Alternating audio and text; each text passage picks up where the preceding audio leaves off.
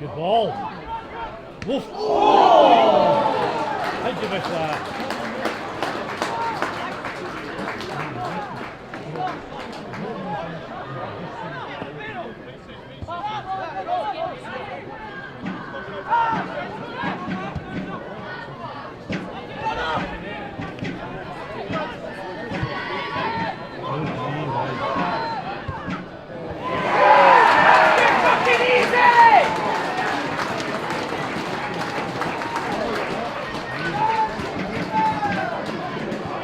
Score of the goal for Forfar in 12 minutes, number 7, Dale Hilson.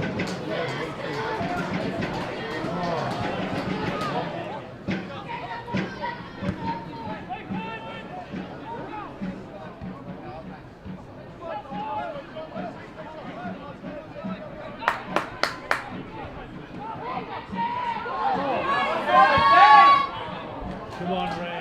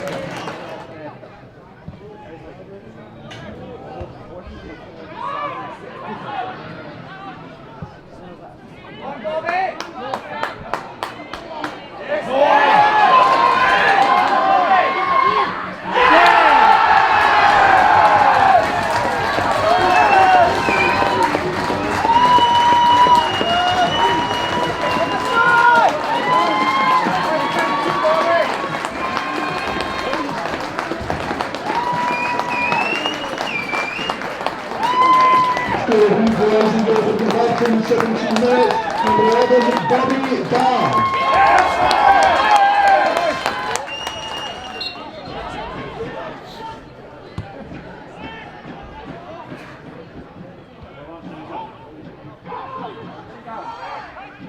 Yes. Oh,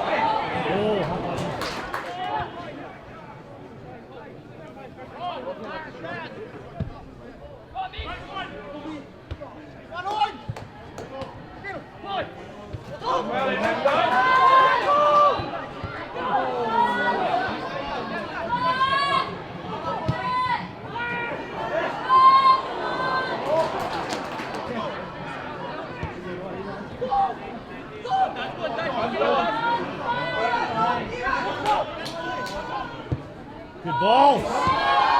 Oh.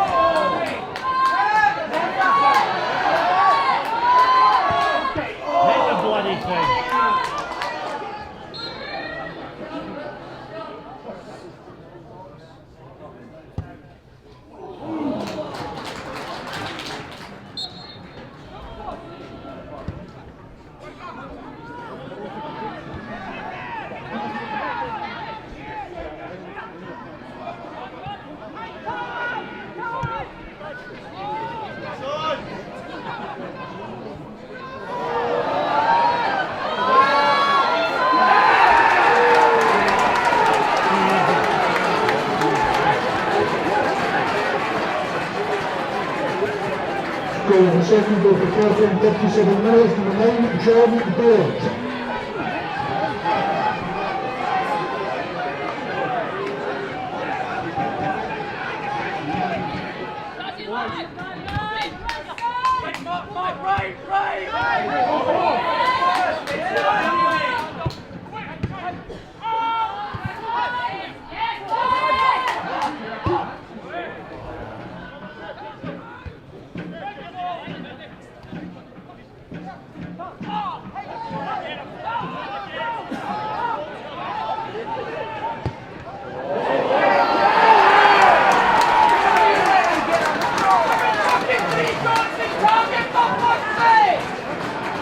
the third goal for Forfar in 31 minutes, number 10, Dylan Easton.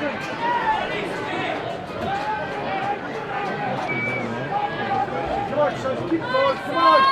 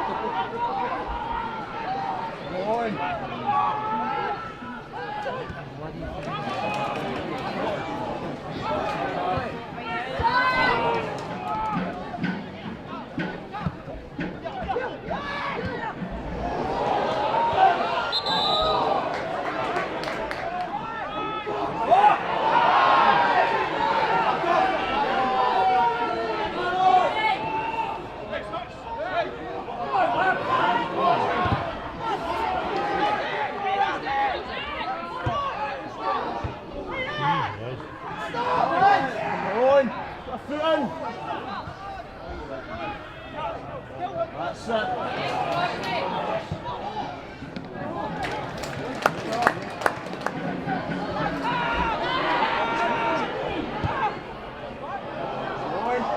That should have been yours. Should have had that. 67 minutes, from off number 8, Phil Hutton, to the replacement number 23, Ryan Johnson.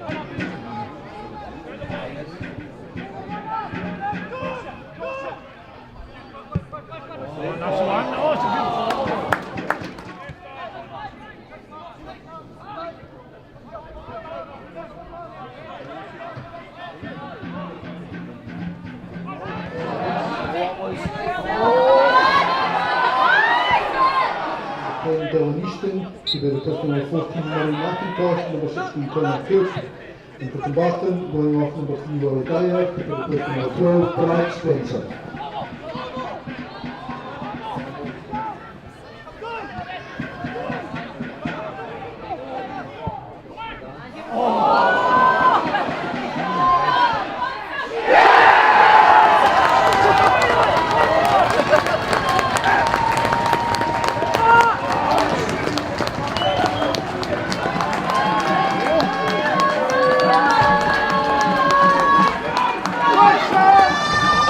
Stop!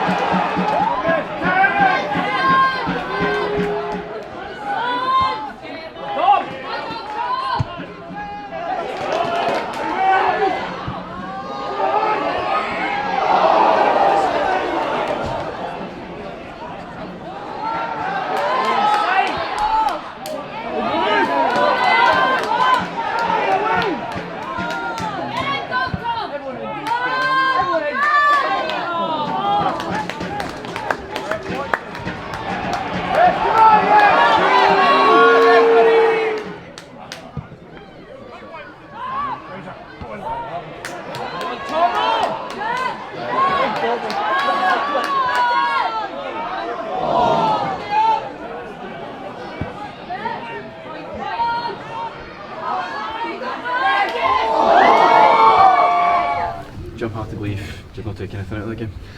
Yeah, it's another one of the games where I think we've played really well, but any mistake we make just now has been punished, and even little breaks, one's a deflection that goes loops over the goalkeeper and their goalkeeper makes a mistake and hits inside the post, and these are the type of things that are no fun for us just now. But you know, in saying that, you know, we can't keep making the mistakes we're making to allow teams to have a foothold in the game. But over the 90 minutes I thought we played really well again. We were on the front foot, we created a number of chances, the attitude of the players was terrific, the effort was terrific, but as I said before, it's deja vu, because basic errors are costing us. Was that case having too much to do after being 3-1 down at the break? Well, we were playing well before that, but you know, we had chances there, keeping a couple of good saves, you know, there was blocks, we missed a couple of good chances, but you know, when you're chasing the game, then obviously there's elements you leave space in behind. But we weren't overly frantic. I thought we controlled the game, we passed the ball well, but you know, when you go and, you know, give the opposition a 2-goal advantage, then you're always going to have to take risk. But as I said before, I can't complain about the effort and the desire of the players, but we do have to, you know, understand that we're gifting and giving away too many goals to the opposition. The 2 goals from the end of the first half came at a really bad time, just when Dumbarton were on probably the best spell of the game. Well, that's what I'm saying, you know, we've been playing well, and I thought we played well. Even last week I thought we played well, and yet I had to take a wonder goal in the last minute to get an equaliser, and today I thought we played well. You know, we almost grabbed something, but even if we would have grabbed an equaliser, it's so frustrating because we're having to work so hard to get any kind of point at all, when I think our play merits a bit more. But listen, you know, we have to understand that you know, we have to be more resilient defensively. I think a little bit more. We have to manage the game better when we've got control of the game, because when we lose possession, that's when you know, we're most susceptible to a chance of the opposition. You know, we're up the pitch, we gift it away or we miss control of the ball, and before you know it, the opposition's having a shot at our goal. So we have to be a bit more streetwise when it comes to things like that. Any sign of people coming and going? Also, it's the start of the year, the window's just opened. It's something you're working on to do? Yeah, we're looking to bring a couple of players at least in, and you know, hopefully that'll be the case over the next week or two. But I don't know if as it stands today. But we have been speaking to clubs and players, so I'm hopeful we'll get 1 or 2 in. Again, we were back to just the 2 boys on the bench today, and you know, we're full of stretch. Stuart Garswell, all credit to Stuart today. He should never have played, never. 1, he's asthmatic, and 2, he's had the flu, really bad, missed training all week, but came in today. I don't even think it was 50% the boy, but all credit to him. He said he would play because he knows how stretched we are, and I thought he was terrific, and you know, that type of spirit is there for us today, so we'll build on that. And Bobby Barr, sorry, the quality of goals as well, got a performance that people have been saying that's what Bobby Barr's capable of. Yeah, well, Bobby's got that in there, and you know, hopefully he can, you know, like people always say about wingers is a big consistency, but it's difficult because, you know, you have to get a supply of the ball. You know, you're asked to do different things now as a winger. It used to be just stay out wide and get out a full back. Now you're having to make runs inside the pitch and create space for full backs and that, so it's a little bit more involved now, but I thought he was terrific today, Bobby. Do you think that's the last we've seen of Dom Thomas at the Dumbarton shirt? I hope not, but you know, again, it's up to Kilmarnock. I mean, I've been speaking to Stevie, and you know, at this moment in time, you know, he hasn't made the decision yet. He's a Kilmarnock player. He's got to assess Kilmarnock as a manager. So I think Dom will go back there for a week or 2, and then I think Stevie will make a decision. But he can either only go, you know, come back to us or stay at Kilmarnock. So we'll keep our fingers crossed that he's a Dumbarton player for a longer period. But Stevie has to make that decision. Right, thank you. Gaffer was pretty gutted. He said that you haven't taken anything to the game. Even the opposing manager said Dumbarton with a better team. It's disappointing, kind of story of the festive kind of period. I feel maybe it's from our game, but we've been in every game, dominated large spells. I think today we dominated the majority of the game. Even at half time we're getting 3-1 down, and I'm looking about thinking, how are we getting in 3-1 down? Because we've played some nice football, created a lot of chances today, and ultimately we lost the game, and it's something we need to change, because just turning into a 3-team down at the bottom of the league, so just need to try and go over that low and try and look up the table. When they get the second goal, yeah, well, you know, yeah, I think even when we equalised, obviously it was a counter-attack, but after that I felt we were in top. I thought we'd go on and score a few more, and then 2 soccer blows and then getting in 3-1 at half time, and like I say, just the heads were kind of down, but the gaffer said, like, keep playing the way you were in the second half. We get beat, but I thought we played some nice football and we were decent to a point, and just gutted we lost. Maybe just that bit of luck that you're missing. They had one that's deflected off yeah. went in, we've had one hit off the post.